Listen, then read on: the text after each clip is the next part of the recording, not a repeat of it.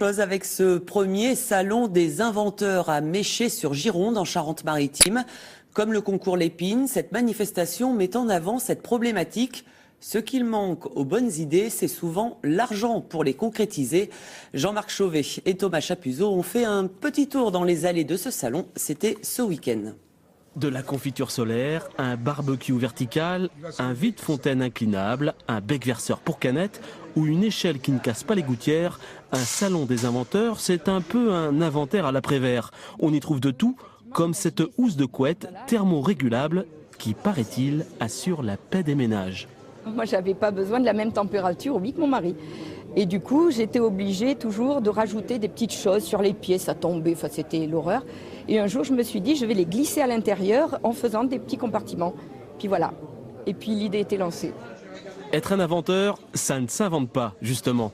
On l'a en soi ou pas. C'est le cas de Monsieur Lannet, créateur trop méconnu de l'ouvre-huître facile. Si aujourd'hui, il en est à 40 000 exemplaires vendus, son prototype, bricolé il y a 50 ans pour son vieux papa, ne laissait en rien présager d'un tel succès. Ma première poignée, vous allez en rire, c'est une fourche de vélo, une section de fourcheuse et un pied de fourchette.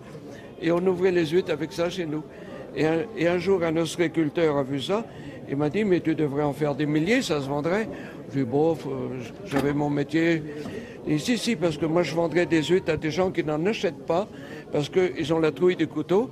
Et puis, c'est parti comme ça. Dans tous les salons d'inventeurs, il y a toujours un professeur géotrouve-tout.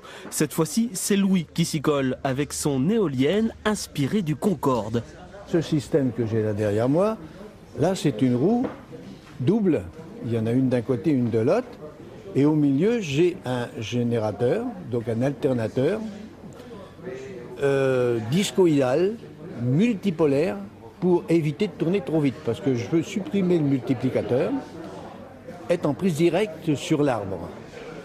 Seul problème, l'éolienne de Louis est toujours à l'état de prototype en bois, en attendant qu'un investisseur daigne l'aider à développer un exemplaire fonctionnel. Et c'est malheureusement souvent le lot des inventeurs incompris. On estime que seuls 3 à 5% des brevets déposés chaque année parviennent jusqu'à la phase d'industrialisation.